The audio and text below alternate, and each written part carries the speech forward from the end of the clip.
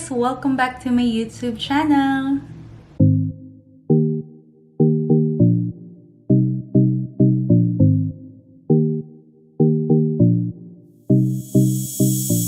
Yan!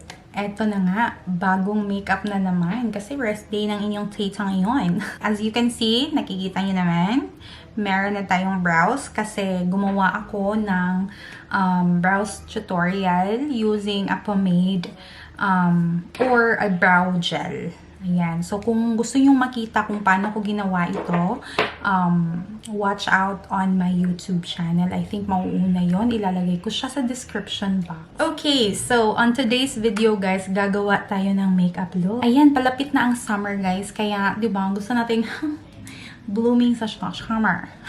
Blooming sa summer. Ayan. So, gusto kong gumawa ng fresh makeup look for today. Kaya, samahan niyo ako guys sa aking journey ng aking pag-makeup look. Okay. So, ang una nating gagawin as usual, magpa-primer tayo. Alam niyo na kung anong primer ang ginagamit ko. I'm using L. Kung anong primer man ang nandyan sa inyo, yan ang gamitin niyo. Kasi, any primer will do. Okay, basta okay sa skin nyo, go lang.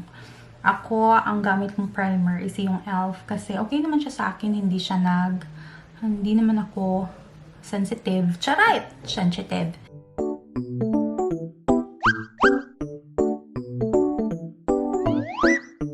Ayan, gagamit tayo ng any foundation.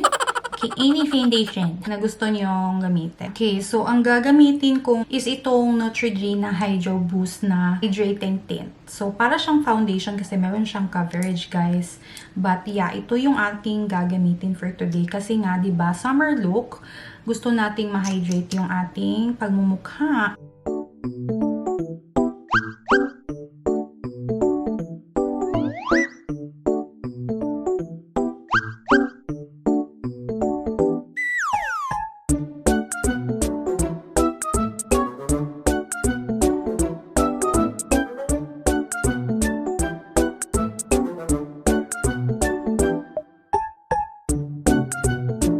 Then, gagamit lang ako ng tinted na eye primer sa Sephora.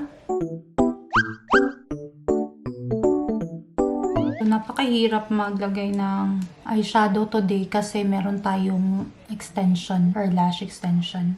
Oo nga pala guys, naglagay ako ng lash extension kasi gusto ko siyang itry kasi first time ko maglagay ng lash extension na ako lang talaga. So, okay, kukuha lang tayo ng brush at iset lang natin yung ating eyelid.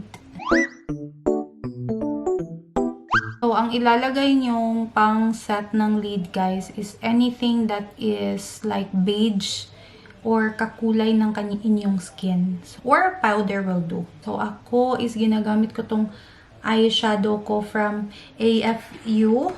Ang shade niya is Cleansing.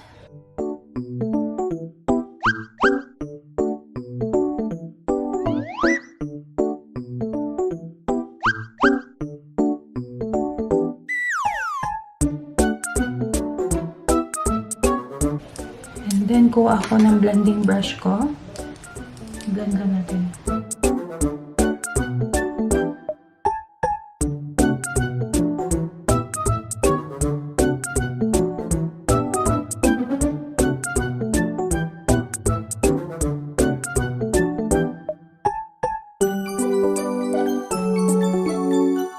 And then, gagamit lang ako nito.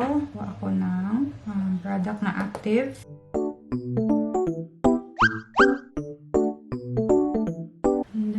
Ko lang siya using the small blending brush.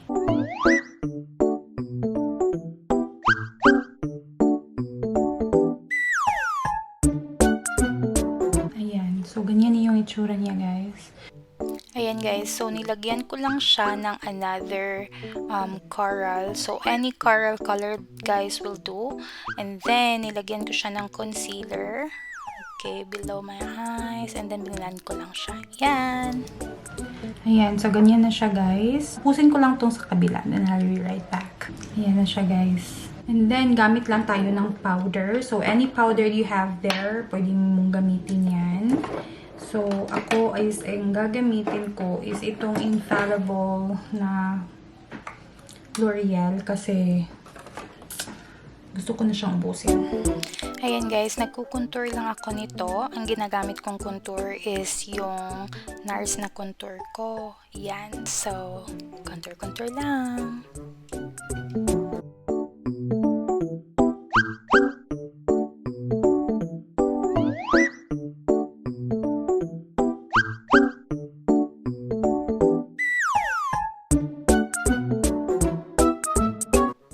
Ayan, pagkatapos ko mag-contour is nag-blush naman ako. Ang yung ginamit kong blush is yung eyeshadow na ginamit ko. And then after ko siyang nilagay dyan, is binilend ko lang siya using a blending brush. Ayan, naglagay lang ako ng contour sa aking nose. Ang ginamit ko dyan is yung pomade gel na ginamit ko sa brows ko. And then, binilend ko lang siya using the contour na NARS. Yeah! Ayan, and then naglagay lang ako ng highlighter sa inner corner ng aking eyes para maging batlok siya. So pretty! Ayan, hinighlight ko na din yung ibang part ng aking face, yung nose, yung labi, at saka everything. Ayan, so naglagay ako ng mga highlighter dyan guys para maging mukhang fresh ang ating makeup. Yep! Ayan, naglagay na ako ng lip tint guys at pinatungan ko siya ng ibang shade na lip tint from Maybelline. Ayan, ganyan na siya para magmukha siyang ombre. So, ito na nga yung ating final look ng ating makeups. Nakaka-fresh yung aking makeup for today. And yes, ayan siya. Yan. So, meron pala akong bagong na-discover, guys. Marunong na akong magkulot ng aking buhok. Alam niyo naman, diba? Napapansin niyo sa aking mga video, guys, nagsistruggle talaga akong magkulot ng buhok ko.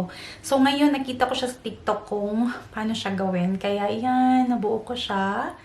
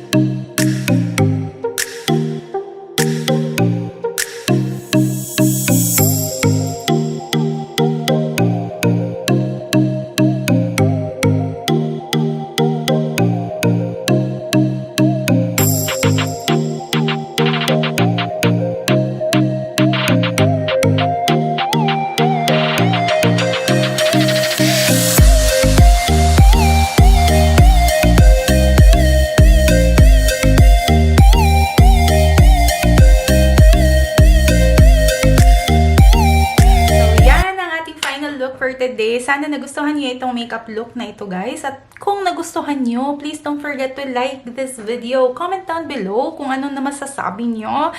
And, of course, kung hindi ka pa subscribe sa channel ko, don't forget to subscribe and click that notification bell para naman pamilya na tayo sa aking small world. Ayan. Thank you for watching, guys, and see you on my next video. Bye!